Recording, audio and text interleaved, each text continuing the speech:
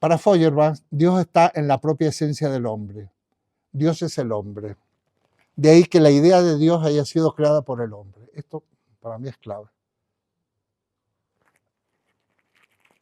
Dios está en la esencia del hombre, fijaos lo que digo, es un titular, ¿eh? Son titulares lo que voy a decir ahora. Si queréis vais apuntando porque si me hacéis preguntas voy a salir al trapo y si no las terminamos, la próxima reunión empezamos con las preguntas.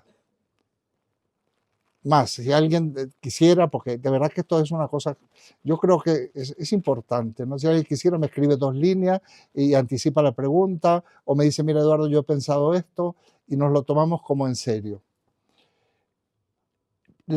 Dios está en la, no he dicho creencia, todavía no he utilizado el término, Dios está en la propia esencia del hombre. Y digo yo, Dios es el hombre, de ahí que la idea de Dios haya sido creada por el hombre. Si Dios es el hombre, la idea de Dios la hemos creado nosotros. Una colega mexicana que alguna vez la he nombrado aquí, hablaba del pensamiento mágico animista y realmente decía como que era constitutivo y esencial en el ser humano esa tendencia mágico-animista. Parece ser que esta cuestión de Dios no es tan evitable. No es tan evitable. Parece ser que hay una tendencia en el ser humano mágico-animista o mágica o mágico-animista religiosa, como se le quiera llamar. Esto es un elemento que quisiera poner ahí para que pudiéramos analizarlo. ¿Estoy hablando yo de la religión o de la religión católica? Todavía no. Por supuesto que las referencias que yo voy a hacer si hablo de religión va a ser de la mía.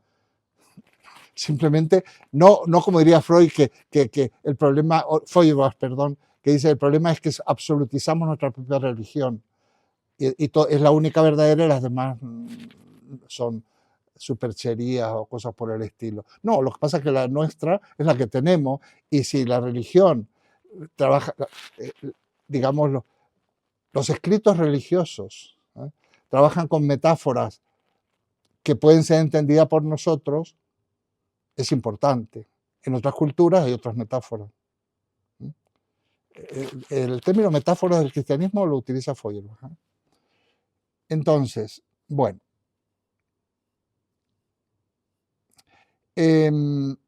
Lo que yo pretendo hacer aquí, esto está en el texto del libro, lo podéis leer perfectamente y para el que no tenga lo he copiado entero el capítulo. Se trata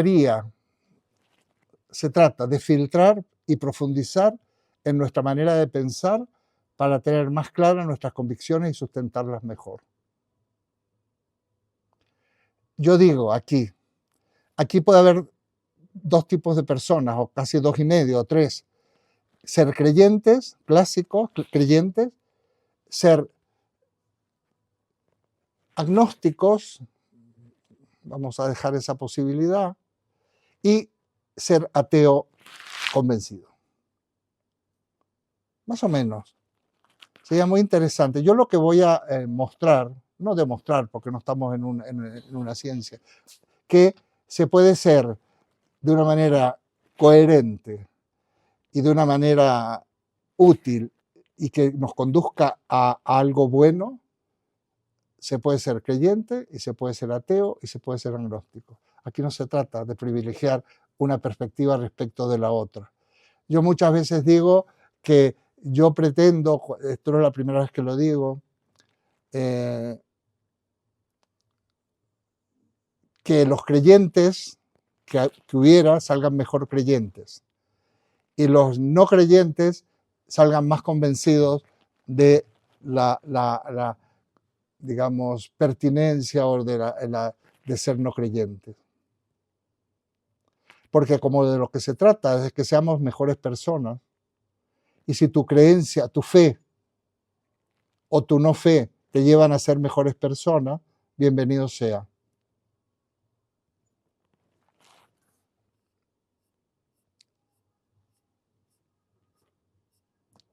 ¿Sabéis? Me habéis oído escuchar muchas veces me habéis decir la cuestión del sentido, la pregunta por el sentido.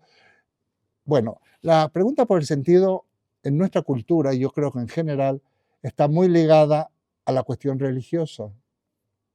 Ya voy a ir definiendo los términos, porque realmente lo que da o no da sentido a la gente es precisamente la cuestión de las creencias, o las creencias o las posturas asumidas en contra de, por ejemplo, de las creencias religiosas porque se consideran alienantes, ¿eh? y que se consideran perjudiciales o son el opio del pueblo.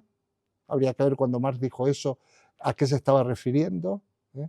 Porque la religión, precisamente, si nosotros buscamos la divinidad, léase la primera frase, fuera de nosotros, lo que está fuera es lo alio, lo otro, estamos alienados. La búsqueda del sentido fuera de nosotros no tiene sentido, valga la redundancia.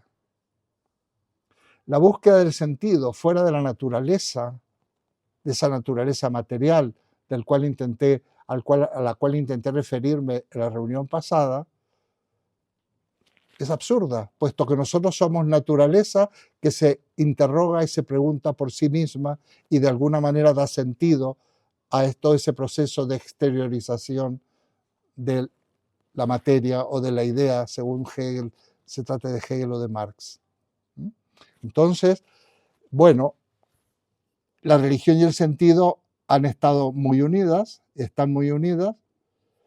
Aquí hago en este capítulo una serie de alusiones que no me voy a meter para no desviarnos, la cuestión del pecado original, las críticas que se hace al cristianismo por parte de Feuerbach,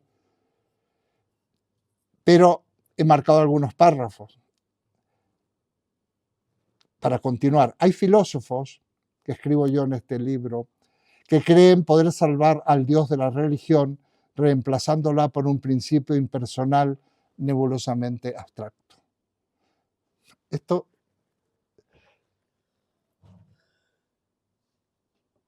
es muy interesante. Bueno, esto lo dice Feuerbach en el fondo. Yo pongo genial, yo vengo diciendo de esto desde hace mucho tiempo.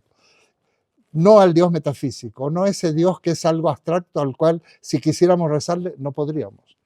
Pero lo dejo ahí. Fijaos qué interesante. Cuando yo he hecho en un público el tema de Dios, que es uno de mis temas preferidos, porque creo que es uno de los temas centrales, de nuestro pensamiento occidental, la metáfora de Dios, que realmente es el hombre, pero bueno, eso ya lo tenemos, llegaremos a ello.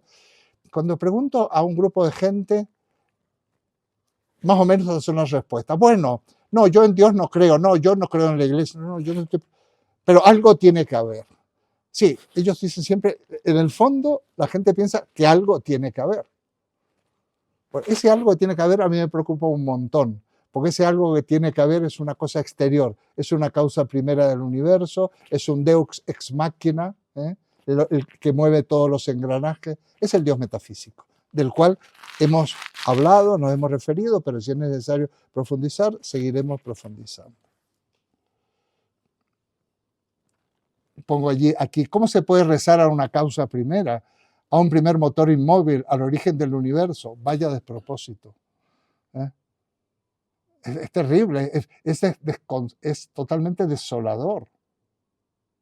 Puestos a rezar, yo prefiero rezarle a la Virgen María, que es estupenda, es una madre, y que tiene una simbología en nuestra cultura increíble. Eso quiere decir que tú... No, perdona, que hay metáforas que son muy, muy interesantes, de una gran belleza y muy sobrecogedora. No hay expresión más piadosa o más alienante que decir, Dios mío. Puede ser alienante porque uno está pensando en la causa primera, o puede ser en algo que de alguna manera me sobrecoge y que está en mí, en la naturaleza, etc. Goethe, hago referencia voy a ser lo más ordenado posible, escribe, quien posee ciencia y arte también tiene religión, y quien no posee ni lo uno ni lo otro, tenga religión. ¿Por qué? Porque se puede llegar, ya veremos, a lo sagrado a través del arte, a través de la ciencia y a través de algo muy importante que yo me voy a referir, que a través del amor.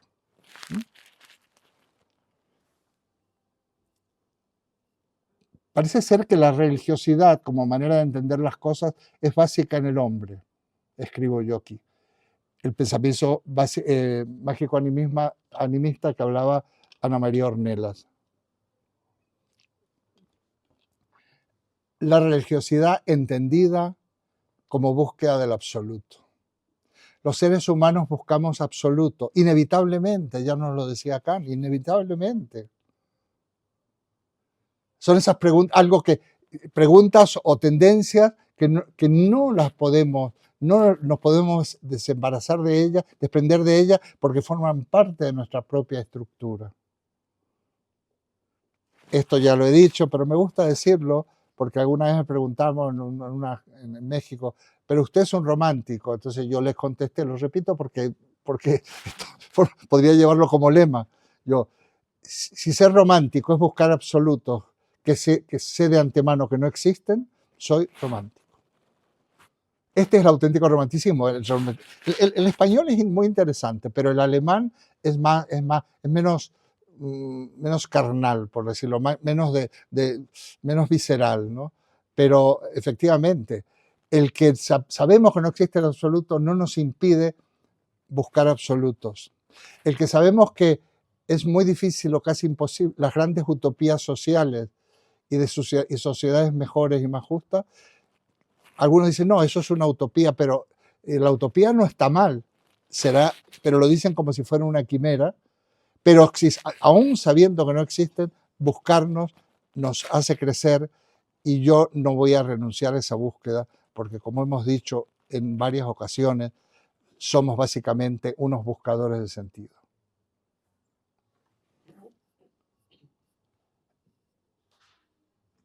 Entonces, esto nos lleva a que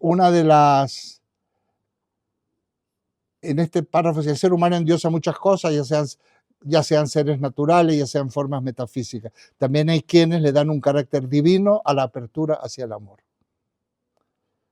Carácter divino a la apertura hacia el amor. Resulta que el amor para los griegos, lo digo un poco más adelante seguramente, es el amor a la verdad. Eros es el dios del amor, pero es el auténtico filósofo porque es el amor a la sabiduría, el amor a la verdad, aquello que te permitirá retornar al paraíso perdido.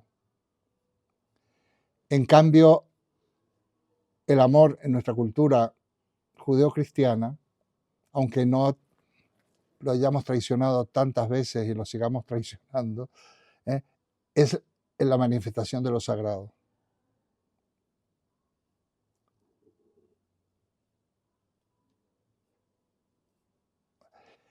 Y yo ponía aquí, a mí me parece muy interesante desarrollar esta faceta tan humana como es la apertura hacia lo mágico, hacia lo divino, hacia lo sagrado. Voy a quitar lo mágico, porque lo mágico traeríamos otras cosas y no estoy con esto de la magia, la psicomagia, estas cosas que se escriben por ahí. Es la apertura hacia lo divino, hacia lo sagrado. Y estoy convencido de que existen maneras no alienantes de hacerlo y asumirlo. O sea, entrar en lo sagrado, dejarse impregnar por lo sagrado o descubrir lo sagrado que hay en nosotros, no siempre es algo alienante. Ahí está el asunto. Una gran verdad para mí es que no podemos arrancarnos todo en ese desaprender lo que vale y lo que no vale. Más bien lo que tenemos que hacer es enfocar, dirigir la mirada, saber enfocar, saber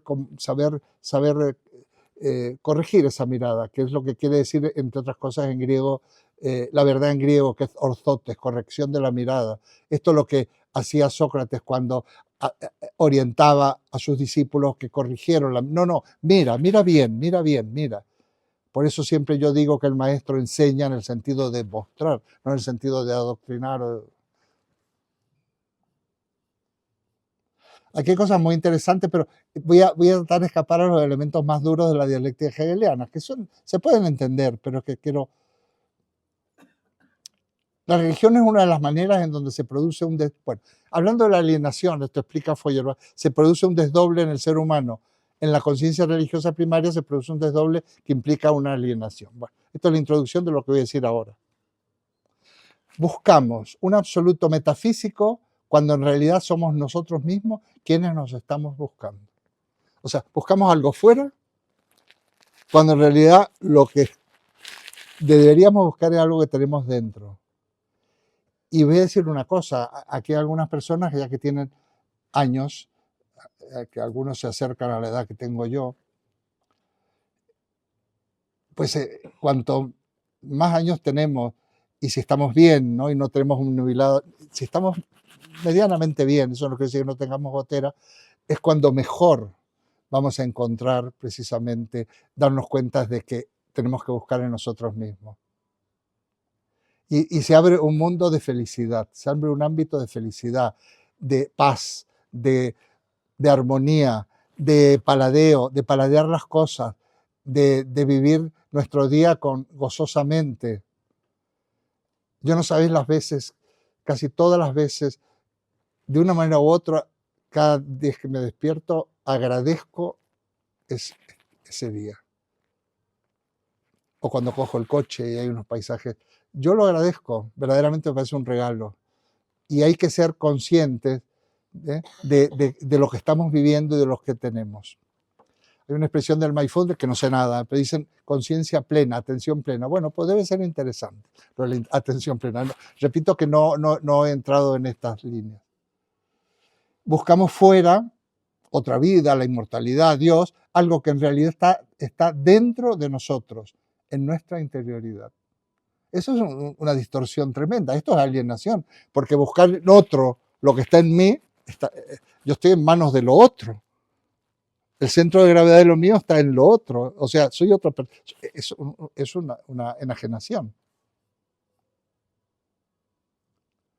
Fijaos, siempre estoy con Feuerbach, que a veces lo adapto. Dios es una exteriorización o enajenación de algo que está en nosotros.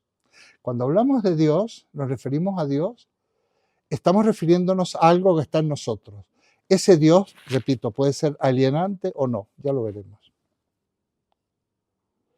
Yo hace unos años había publicado en un blog que todavía existe, las cosas van dando lugar a otras, y yo decía que Dios necesita al hombre para existir. Qué interesante, eso fue un descubrimiento personal mío. No quiere decir que no lo hayan descubierto otros, yo no pretendo descubrir la pólvora, fue mío. Estamos hablando de unos cuantos años atrás. Digo, pero si yo me cierro y digo, no, Dios no existe, pues Dios por más que estoy aquí, llame la atención, me haga cosquillas. No, lo siento mucho, no existe, se acabó. Y Dios no puede hacer nada. O sea, Dios necesita al hombre para existir. Dios necesita al hombre para existir, para el hombre, claro. Porque como todo es dialéctico en el fondo, y todo es referido a, Dios necesita al hombre, necesita a mí para existir. Yo le doy cabida o no a Dios. Pero nosotros le podemos dar cabida a Dios en la medida que nos damos cabida a nosotros mismos. Y en nosotros mismos somos conscientes y experimentamos la humanidad. Y esto nos puede hacer más humanos, más solidarios, más ecologistas, más positivos en la construcción de ese mundo que a veces da ganas de salir corriendo, como le pasaba a Mafalda, que quería escaparse del mundo porque veía que no iba con ella la cosa. Dios no es todopoderoso, porque si nosotros no queremos, Dios no existe. Y el que dice Dios no existe, no existe y no forma parte de su propia filosofía, de su propia manera de pensar. No digo esto que haya que hacerlo. Yo creo que antes de aceptar esto, habría que recorrer un camino de mirar, de introspección, de mirar en uno mismo.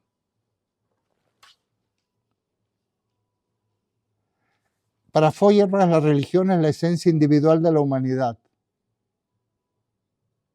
porque es ese pensamiento mágico-animista lo que a veces nos lleva a intentar responder a algo que está en la estructura de nuestra inteligencia, la idea de Dios. Está en la estructura de nuestra inteligencia. Por eso no nos la podemos quitar. Del mismo modo que tenemos arriba y abajo, antes y después, principio y fin, no nos la podemos quitar.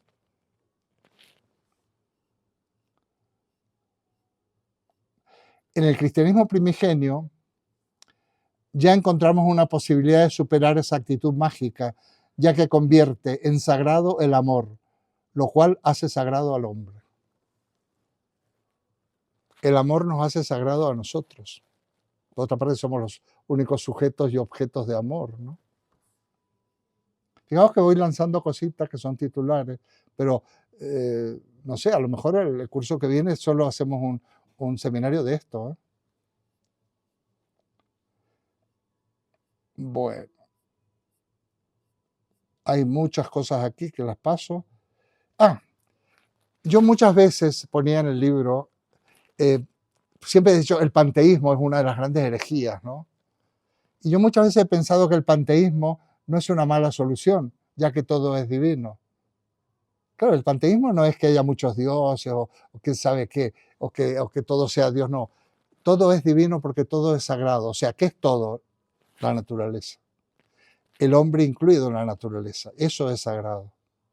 Y si hay un Dios, si hay algo sagrado, Dios normalmente es lo sagrado por antonomasia, es la naturaleza. Y el hombre que de ella emerge, y tal como dijimos la vez pasada, puede ser encargado de enaltecer la naturaleza o de liquidarla.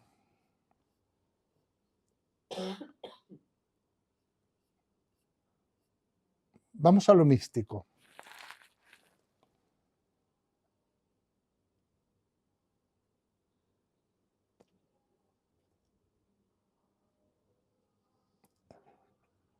Yo digo aquí que la presencia de lo místico, ya lo he dicho, la presencia mística en el amor, en la belleza y en el arte es palpable. Yo creo que sí, que esto no hay que demostrarlo. Los que estamos aquí hemos tenido ¿qué es una experiencia mística? Bueno, una experiencia mística es una experiencia sobrecogedora. No la puedo definir, ¿eh? La puedo dibujar, la puedo de alguna manera mostrar sus características. Es una experiencia sobrecogedora que de alguna manera nos hace sentir profundamente personas, profundamente humanos. Es como si tocara la médula de lo que somos, y eso puede venir a través de la belleza, en cualquiera de sus manifestaciones,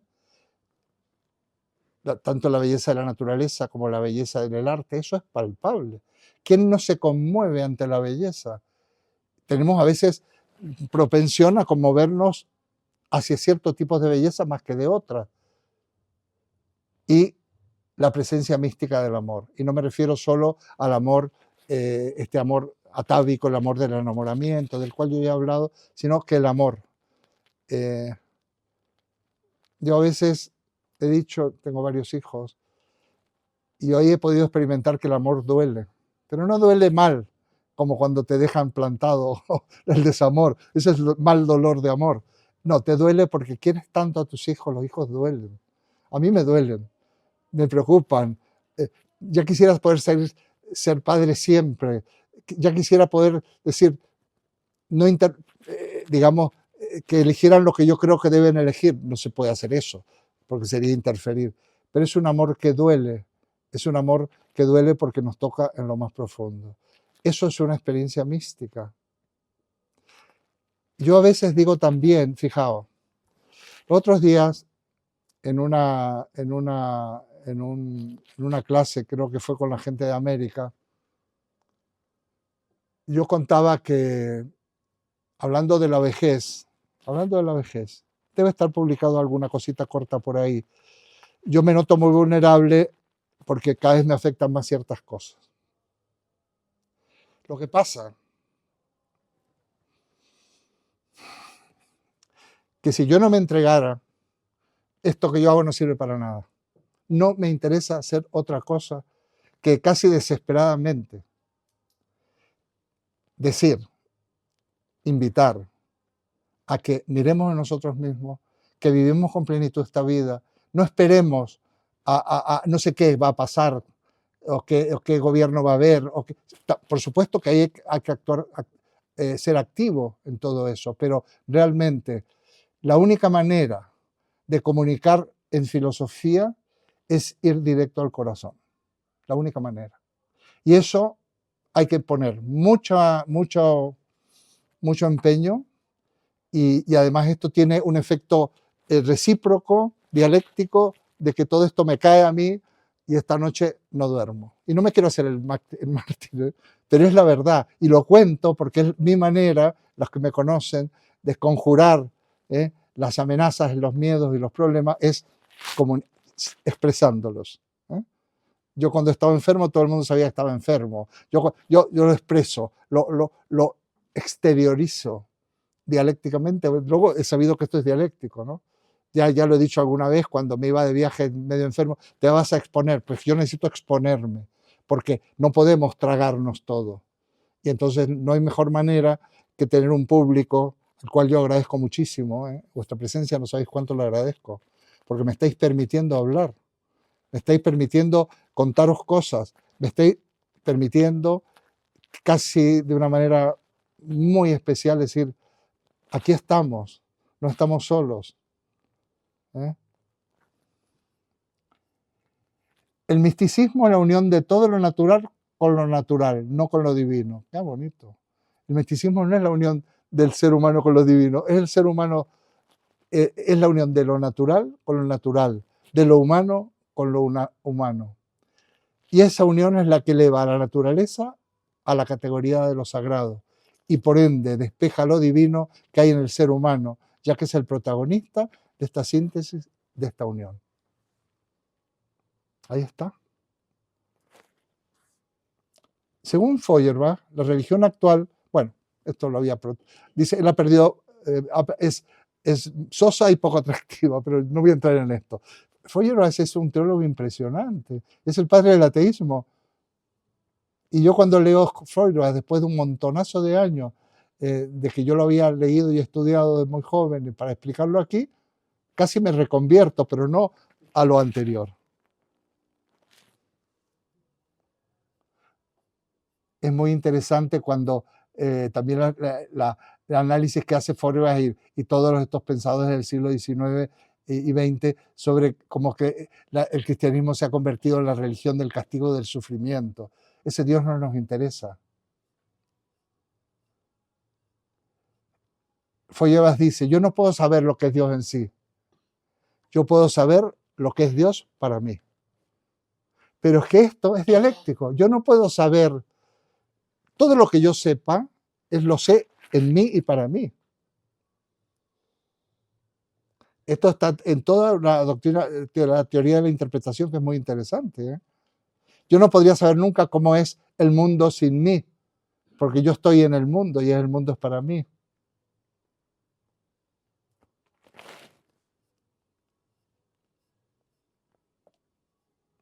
Para enriquecer a Dios, según Feuerbach, para que Dios sea Dios, el hombre debe empobrecerse. Viene la crítica, ¿no? A las religiones les interesa que Dios sea todo y Él se convierta en nada. No tenemos ningún valor frente a Dios. Somos pecadores, no somos dignos de nada, somos totalmente pequeños. Y tan pequeños que, digo yo, ¿cómo vamos a imitar a Dios? Si Dios es tan Dios, o Jesús es tan, fue lo que dicen que fue, no entendemos la metáfora. ¿Cómo se puede imitar a Jesús? Pues yo me borro desde el principio.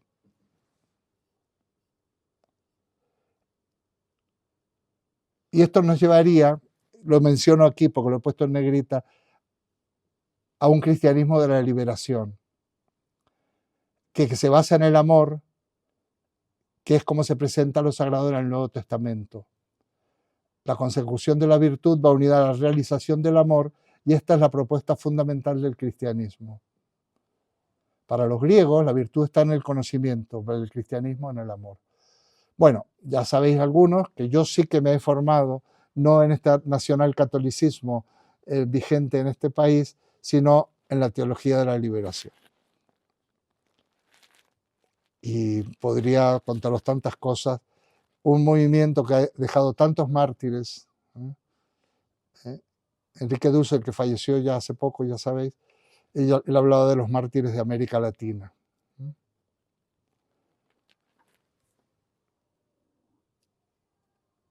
Nuevamente, la metáfora de que Dios se hace hombre, no, nuevamente, es fundante en el cristianismo, amigo. Ahí viene la importancia de la figura de Jesús como metáfora. Dios está al alcance de todos, de ahí la importancia de la figura de Jesús, Dios hombre, hombre Dios. Jesús constituye una mediación entre el hombre y Dios. Esto es, entre el hombre y el hombre. Hemos dicho que el hombre es Dios porque Jesús simboliza la metáfora del amor, de la hermandad, de la unidad, etc. Jesús está en cuando entre personas, en un diálogo de amor y de compromiso, vamos viviendo y actuando y también tejiendo esta sociedad que tendría que estar basada en ese amor. Y ahí viene la expresión donde haya dos o más reunidos en mi nombre, ahí estoy yo. No es que tengamos que decir, estamos reunidos en nombre de Jesús, no. Dos o más amando, dos o más intentando ser mejores, porque somos bastante, yo por lo menos, somos bastante flojos muchas veces, egoístas, no somos capaces, pero no importa. Ahí cuando haya empeño, ahí está lo sagrado, ahí está lo divino. Para el filósofo alemán, pongo aquí, la religión representa la desunión del hombre consigo mismo porque es un desdoblamiento, una alienación. ¿Cuánto nos ha hecho sufrir? Eres consciente de esto, pero no estoy tratando este tema. Una pequeña consejo se me ocurre poner por ahí, lo he sacado.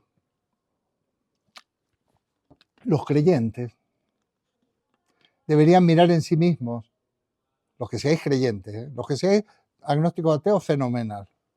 Ya habéis dado un paso. Pero podemos estar igual que los que ateos y los agnósticos si somos buenos creyentes, estaríamos igualitos. Y a lo mejor hasta, no sé. Los creyentes deberían mirar en sí mismos y comprobar si lo que están adorando es al Dios metafísico o están creyendo en Jesús, la metáfora humanizada del cristianismo primigenio. Los que tengan fe, de aquí, por favor, a ver, humanizad esa fe, porque os va a dar vida y nos va a dar muchas cosas, sobre todo en el rostro del otro.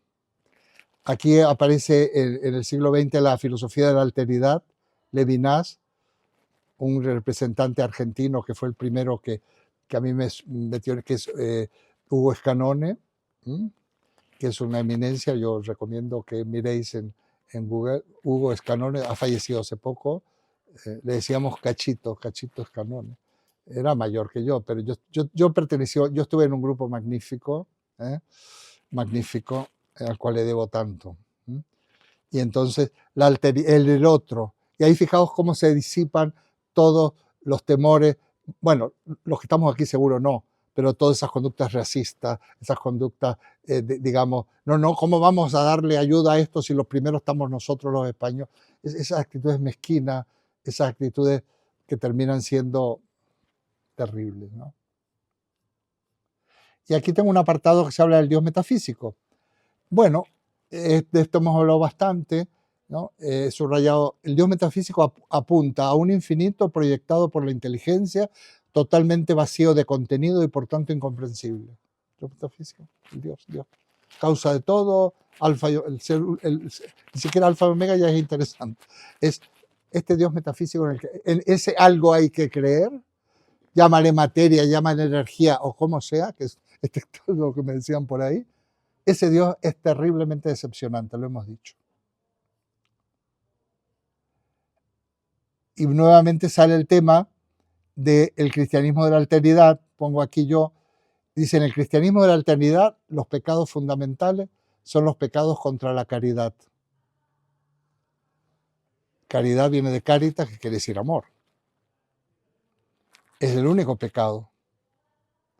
Yo me acuerdo cuando me fui a confesar, esto ya lo he contado siendo muy pequeño, muy jovencito, el cura que tuve la suerte yo de relacionarme me dio una bofetada. Dice, mira, vamos, confiesa pecados, mira la cola que hay, yo no tengo tiempo para escuchar semejantes tonterías. Y me fui induciendo a que yo mirara en mí y descubriera cuál podían ser los pecados. Y nosotros, independientemente incluso de que no seamos creyentes, podríamos decir qué es los pecados o cuáles son las faltas éticas o morales más importantes. Son siempre los pecados contra los demás, las faltas contra los demás. La falta, en nuestro caso, en nuestros términos, pues contra todo aquello que atenta contra los derechos humanos. Y yo pongo aquí, uno de los pecados más graves en este sentido es explotar al ser humano, aprovecharse de su trabajo, el ser cómplice de la explotación. Esta sociedad tan injusta, ¿eh? Que hace el ser humano mercancía, y no solo mercancía, sino el producto de su trabajo se convierte en mercancía. Algo hemos insinuado la semana pasada, es terrible. Y esa sociedad neocapitalista, sobre todo esta versión, está basada, y no estoy diciendo un predicador, en el pecado, está basada en el desamor, está basada en conculcar lo básico del ser humano, lo que nos hace humanos, ¿eh? Que es precisamente ese sentimiento profundo de alteridad. Pero esto nos lleva a otra cuestión, que el mayor enemigo que tenemos es el opresor que está en nosotros mismos, que lo llevamos dentro. Bueno, esto es clásico, es un clásico en filosofía. Basta leer a Erich Fromm, basta leer a Paulo Freire. El opresor lo tenemos dentro. No hay peor opresor que aquel que opera de esa manera subliminal y tan brutal, como nosotros mismos. No, esto yo no soy capaz, esto yo no puedo, o yo soy malo, o yo soy ignorante, o yo sentimiento de culpa. Bueno, esto es un tema, son otros temas que no lo quiero entrar en ellos hoy. Pero el opresor lo llevamos en nosotros mismos, de ahí la importancia nuevamente de desaprender. Por fin aceptarnos como somos, porque solamente así podremos ir adelante.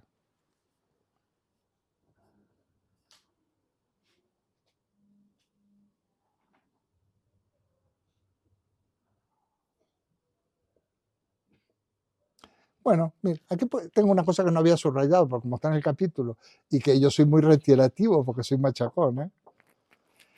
Pongo aquí, estoy haciendo una exposición que pretendo que pueda ser entendida por todos, ojalá, ¿eh?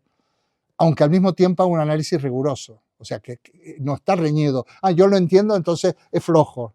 Esto debe ser muy profundo, pero no entiendo nada. No, yo pretendo de que se entienda, pero ojo, que hay rigor en el análisis. Hay un rigor vivencial, de experiencia, y hay un rigor de estudio, ¿eh? El rigor no está reñido con la inteligibilidad del discurso. Decía Ortega, la claridad es la cortesía del filósofo. De lo que se trata es de que el lector, en este caso vosotros, los interlocutores, puede extraer conclusiones personales en la línea de la filosofía entendida como escuela de vida. Este seminario se llama la filosofía como escuela de vida. Que cada uno saque sus propias conclusiones, nos la cuente o no. Y yo otras veces decía, y creo que no soy paternalista por esto, siempre nos podemos llevar algo a casa de aquí. O bien esto, o decir todo lo contrario. Mira, yo justamente saco en limpio todo lo contrario de lo que nos cuenta este señor. Y de este modo, que pueda ser útil para la construcción de la propia filosofía. Debería resultar un tipo de aprendizaje lo más alejado posible de cualquier tipo de dogmatismo. Este que yo pretendo desarrollar aquí. No doy respuestas, sino planteo cuestiones y propongo análisis que permitan ir abriendo caminos. Esto de vez en cuando hay que recordarlo. Bueno, luego pasamos en el amado, alguna reflexión en este capítulo sobre lo que es la moral positiva. Ya habíamos hablado de la moral negativa. Nosotros estamos acostumbrados en la ética, no hagas esto. Los mandamientos, muchos de ellos son prohibiciones, pero normalmente no hagas esto no se toca, porque ya lo entenderás más adelante. Siempre no. Entonces nos hacen temerosos, nos hacen inseguros, somos incapaces, no nos estaremos equivocando si nos han dicho que esto no se puede. Al mismo tiempo desarrollamos un gusto por lo prohibido, etc. Pero existe felizmente una moral positiva, no, del sí. No me refiero al pensamiento positivo, que dice, piensa que vas a ser rico y vas a ser rico. Piensa que no te vas a enfermar y vas a... No me refiero a eso. Con todos los respetos para ese pensamiento positivo, si hay alguien que le hace bien. Jesús predicaba que hay un solo mandamiento, amaos los unos a los otros. Y de este modo viene a reformar la ley de Moisés, la ley mosaica. Este mandamiento no constituye una norma, sino una invitación. Fijaos, amaos los unos a los otros, no es una prohibición.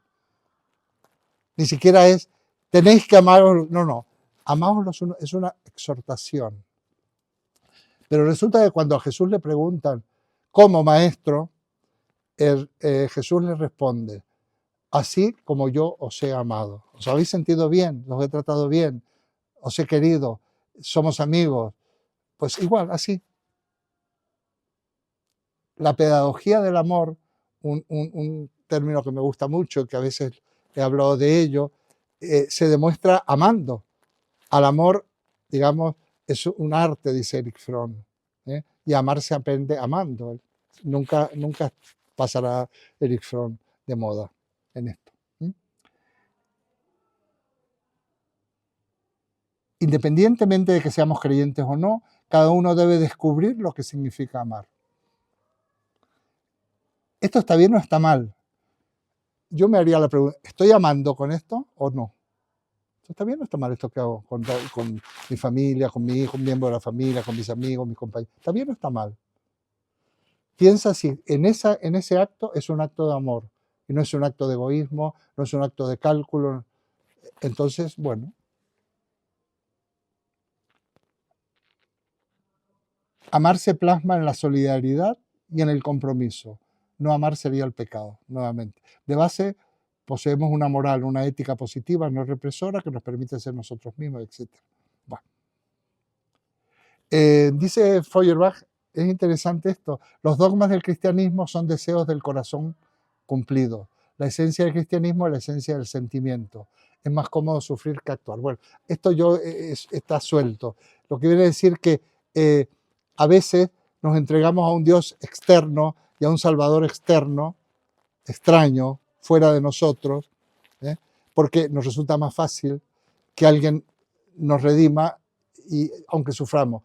Lo que a veces hemos dicho, a veces preferimos perder libertad con tal que haya alguien que nos indique el camino. Y esto nos podríamos llevar a la política. El harakiri que se han hecho en mi país de origen,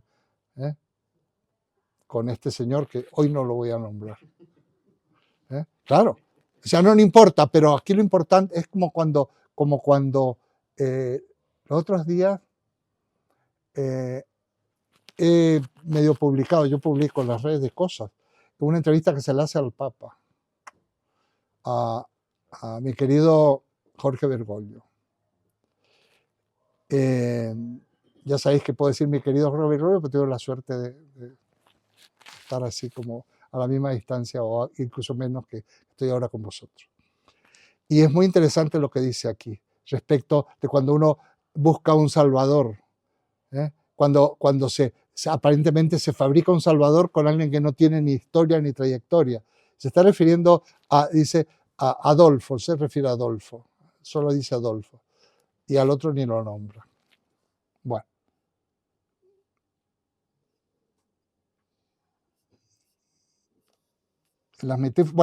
En la metáfora del cristianismo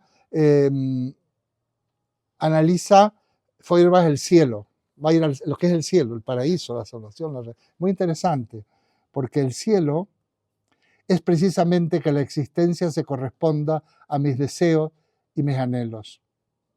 El cielo, en el fondo, es aquello que decía Kant, que tiene que haber un mundo, algo allende este mundo, en el cual el ser y el deber ser se unifiquen. Porque si no parece que es como una gran tomadura de pelo, ¿no? Bueno, este es el cielo. ¿Y qué es el cielo? Bueno, el cielo tiene mucho que ver con la utopía. Y se nos ha dicho muchas veces que el cielo no es de este mundo. No, es que hay solo un mundo. Que gracias. Nuevamente, los desdobles son de pura alienación y enajenación. No, ahora no. Más adelante, bienaventurados los que ahora sufren porque ya van a ser felices. No, perdona. Seamos felices ahora. O pongamos las bases para los que seamos, y sobre todo nuestros descendientes, cada vez más felices.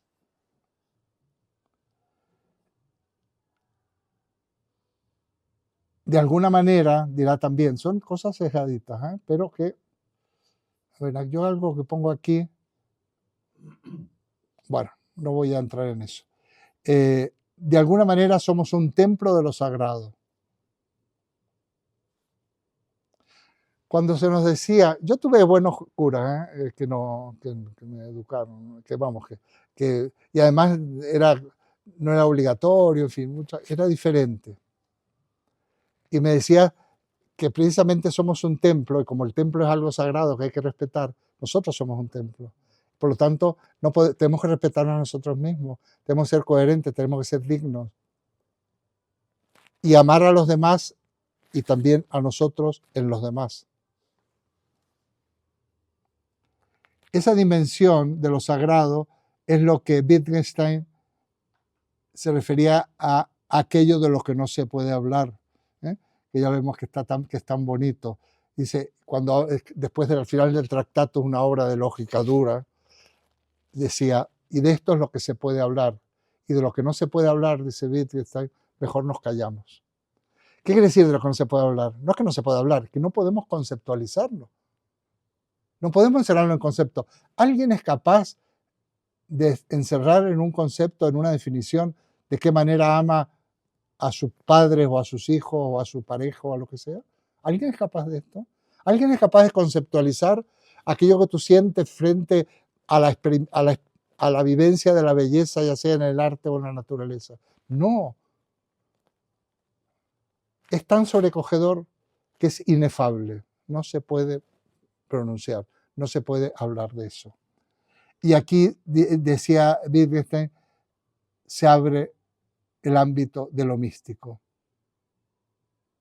La religión es una doctrina de salvación, pero de salvación, de redención, quiere decir que seamos capaces de bregar y trabajar en la consecución de ese mundo mejor, porque nosotros somos los redentores de este mundo, de la sociedad, de la humanidad, o somos los verdugos. No voy a entrar en temas que ya sabéis que me rondan y que me resultan repugnantes, ya no sé cómo aguantarlo. La conciencia del hombre nuevamente, estas reiteraciones son de Feuerbach, no soy el único que va repitiendo cosas. Con respecto a Dios, es autoconciencia de Dios, somos conciencia divina. Y yo digo aquí, hago una nota, que esto es muy sencillo, resulta sorprendente que todo el conocimiento del que hace gala Feuerbach sobre los sacramentos. Es paradójico que el fundamento filosófico en el que se va a apoyar el ateísmo tenga una base teológica tan sólida. Y pongo aquí, son mis palabras, me encanta cómo se trata en esta obra la metáfora de la última cena y del significado del pan y del vino. Bueno, esto es impresionante. A ver, me parece que merece la pena para no perderme. Nadie lo ha expresado tan bien como Feuerbach. El sacramento del agua necesita un complemento. Está hablando del sacramento del agua, del bautismo. El agua es un elemento de vida universal. Fijaos qué interpretación del bautismo. Nos recuerda nuestro origen. Estos son textuales de Feuerbach.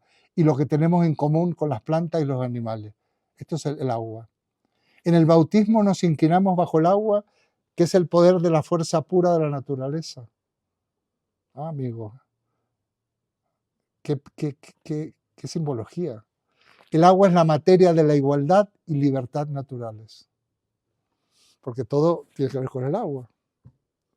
Fijaos cómo esto que luego lo hemos elevado a categorías éticas y morales y los podemos, forma parte de nuestra propia estructura natural y material. Fijaos, pongo yo, qué interpretación de la metáfora del agua. En una sociedad justa e igualitaria, también estamos igualados con la naturaleza, pero también nos diferenciamos de la fauna y de la flora, por tanto también debemos celebrar nuestra distinción esencial. Los símbolos de esta diferencia son el vino y el pan. Y ahora nos metemos con la Eucaristía. Pan y vino son, según su materia, producto de la naturaleza, según su forma, productos del hombre. La dialéctica a la hora del trabajo, acordáis del producto, los materiales, el hombre produce. Entonces, pan y vino no están, la naturaleza está la materia del pan y del vino. Materia de la naturaleza, pero producido por él. Mediante el agua declaramos que el hombre no puede hacer nada sin la naturaleza. La naturaleza no puede producir nada, por lo menos nada espiritual, sin el hombre. La naturaleza necesita del hombre, así como el hombre de la naturaleza. De la naturaleza, gracias al ser humano, surge el pan y el vino. En plena conciencia de nuestra pertenencia a la naturaleza, pan y vino están para nuestro disfrute. En este sentido, pan y vino son productos sobrenaturales en el verdadero sentido de la palabra. Joder. O sea que cuando en la Eucaristía había algo sobrenatural, pero convertías a la hostia, el pan, en el cuerpo. Fijaos, es sobrenatural porque es algo que es un plus, emerge de la naturaleza. En la naturaleza adoramos en el agua la fuerza pura, adoramos en el agua la fuerza pura de la naturaleza. En el vino y el pan adoramos la fuerza sobrenatural del espíritu, de la conciencia del hombre. Por eso esta fiesta es solo para el hombre que ha llegado a la conciencia. Esto lo dice Feuerbach. Comer y beber es en efecto de por sí un acto religioso. En la última cena está esa metáfora, está significado. Yo pongo aquí, esto es muy interesante, en nuestro país y otros de cultura mediterránea, cuando quedamos con alguien, solemos hacerlo para comer. Se trata de comer juntos, de compartir el pan y el vino. Comer y beber constituye un acto religioso, o por lo menos debería serlo. Por eso pienso en cada bocado de pan que te libra del hambre, en cada trago de vino que alegra tu corazón, en aquel Dios que te ha dado estos dones benéficos.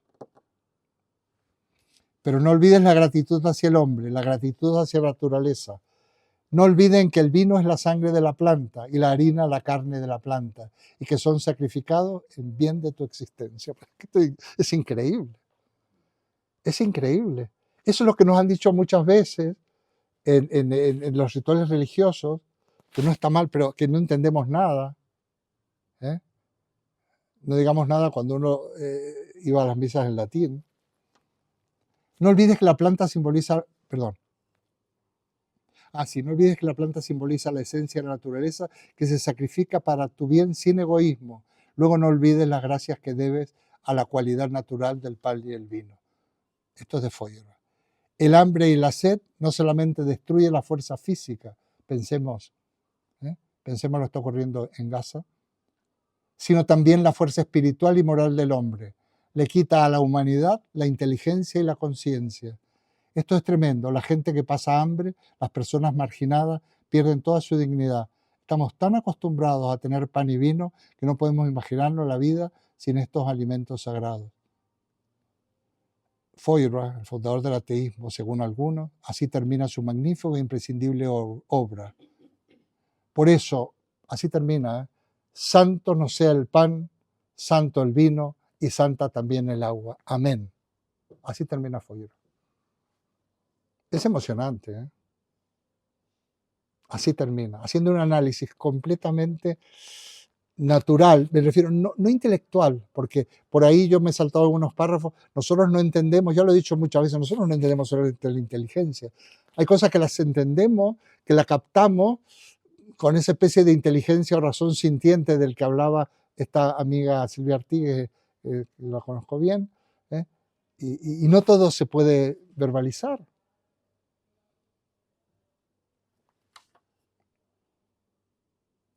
Bueno, y yo esto lo había agregado, pero me parece que ya lo he dicho, dice, la religión cristiana predica que hay que imitar a Jesús, pero es que hay un gran obstáculo. Si ese Jesús es Dios, no hay nada que hacer. Nada. Pero si se lo ve como a un hombre, entonces sí que es alcanzable y lo podemos imitar. Por eso, aunque hubiera que eliminar la idea de la existencia de Dios, ser ateo, ¿eh?